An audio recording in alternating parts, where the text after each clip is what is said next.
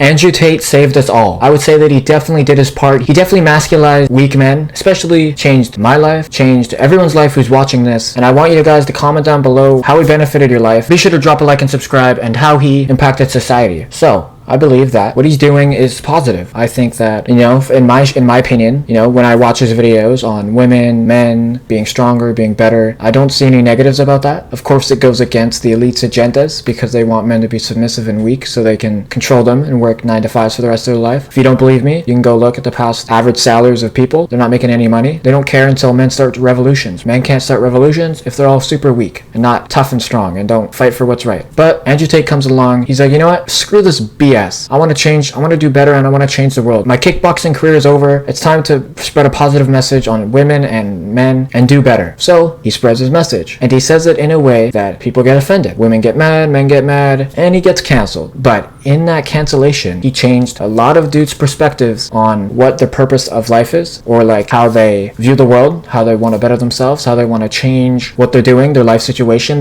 Maybe like as soon as they started listening to him, those fat asses who were eating chips every day, they stopped eating chips, guys. They stopped eating chips. They lost weight. They got a 6-pack. Every single one of them. I'm about to be too. We're all on a journey together. We're all freaking grinding, man. I'm gonna post a clip at the end of the video. It's actually extremely motivational. But there's a few things that I want to touch on, which is, how long do you guys think his prison sentence will last? Like, do you think they'll extend it for another 30 days, or do you think he'll get killed in jail? If they kill him, we know no one would do that. No one has any negatives to say against him. The prison people probably like him. He's a G. He's a top G. So it'd be really upsetting if he passed away. Same with Tristan. Like, they are really good influences on the world. There has not been a single masculine influencer role model ever in the span of 17 years that I've lived. Of course, I didn't need that, but as you grow up, you kind of realize that, this isn't right. This is kind of BS, and I want to fight for what's right. I want to do better. We never had that. I mean, I didn't until he came along, right? So as Andrew Tate, right, he definitely saw a gap in the celebrities and influencers, and they're not talking about specific stuff. They're all just working, getting their money, and they don't even know what's going on either. The whole world is digitalized. Everything's so messed up. The whole equality, gender stuff, like, I just wish everyone was equal.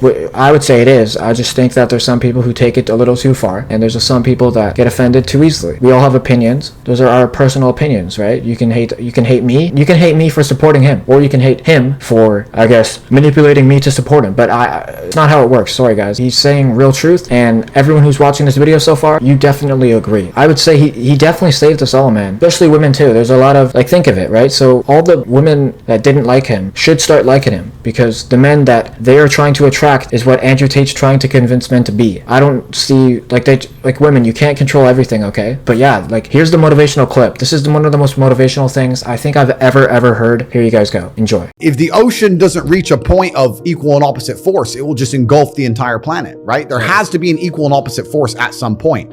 I'm not talking about freeing every single person from the matrix. I'm talking about freeing enough people who are ready to understand how the world really works, so that there's an equal and opposite force to the tirade of bullshit, the absolute clown world bullshit they're trying to push on all of us. If nobody stands up to it, we're going to end up just swallowing it all. Yeah. It's garbage. So you need to have an equal army on the other side. Money is certainly related to power, but the true power of the world is influence. I am currently one of the most powerful people on the planet. I can influence millions and millions and millions of young people with my mouth alone by speaking. That's why they fear me. And every single thing that's happening in the world today, whether it's a pitched battle, all of it is done with the goal of exerting influence on your mind. They're trying to control what you think. They're trying to control why you think it, why you believe it. They're trying to convince you that they haven't even put propaganda into your mind. And it's all a battle for influence. That's all this has ever been. Most people are not smart enough. Most people are not intelligent enough to self-analyze and defrag their own brains and understand they're being programmed. You didn't like me, for example. I don't like Andrew Tate. Why? Well, they told me not to like him. Who told me? Well, these people. Do they care about me? No. Most people don't get an opinion and break down where it even comes from. They just get an opinion and they defend it. And you'll see people arguing and fighting in the street over opinions they don't even know where they've come from in the first place. Most people are not intelligent enough for that. So everybody and everything you consume is going to influence you to a degree.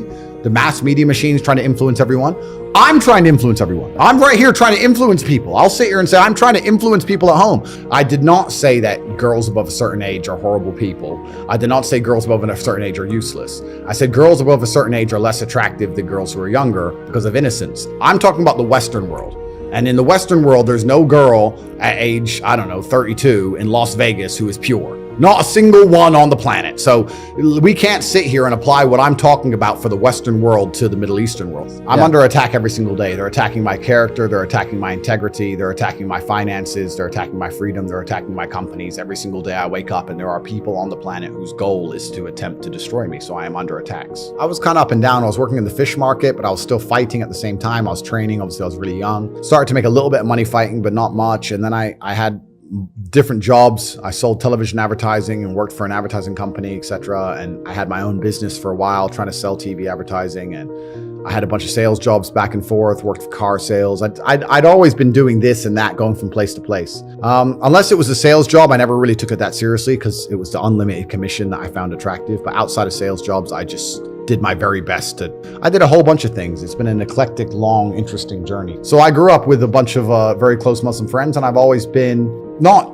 envious, but certainly I've had a large amount of adoration for their respect for their families, respect for their culture, their brotherhood, the way they operate. I've always thought it's a fantastic way to be. God knows the truth of our heart. So I know that my reversion is sincere. I understand that because I'm in the public eye, there's going to be some degree of people who question it, but I know that mine's completely sincere, and the people who do it in a non-sincere way, God knows the truth, and they're not going to be able to fool him, so good luck. And someone else said to me, they said that it's important that someone like you that has all of the worldly treasures or everything that you could possibly ever wish for in this world still understands the importance of believing in God. I have a very small circle, but every single one of my friends has a utility. Like, we're all very capable individuals. We're all doing very important things. We all help each other and aid each other in different ways. I don't have any friends just to sit around and talk shit and do nothing. I guess in many ways people would say, oh, well, Andrew, you have family and business partners, but I consider them my friends. We have a very small network of 5, maybe 6 people, and yeah, they're my friends. I'm not the kind of person who can fall victim to some random stroking my ego, and I'm not a dummy. Like, I know a lot of people get rich and they're dummies. That's not me. I don't have any new friends. I have the same circle I've always had. In fact, it's getting smaller by the day. It gets smaller, not bigger. I don't have these random friends I party with, none of this kind of crap. I provide value by default, by being me. That's who I am. If you're going to be my friend, you need to provide some value to my life. Now, a lot of people, when they have friends, the value that's provided by their friend is that their friend makes them laugh or that their friend is funny. Well, I don't need that crap. I'm busy, right? So I need someone who's actually useful to me at real things. It's not a shallow way to look at it, because people say that's shallow. Not at all. I think that in true friendship, in true relationships, whether it's man-woman or man-man or woman-woman, there needs to be an exchange of value. People need to both gain and receive value, and that's how you build true friendships. So you need to become useful to me. And the problem with doing that is that I already have extremely useful people around me. We can already do everything. I don't need anybody. So when someone comes and goes, hey, I'd love to know you, why? What do you want to do? Sit around, talk shit? What do you want to do? Like I'm trying to do X, Y, Z. I'm fighting the Matrix. Can you fight the Matrix? Can you fight? If they can't do anything, I don't want to hang around with these people. I hope you guys enjoyed this video. Love you guys. Peace out.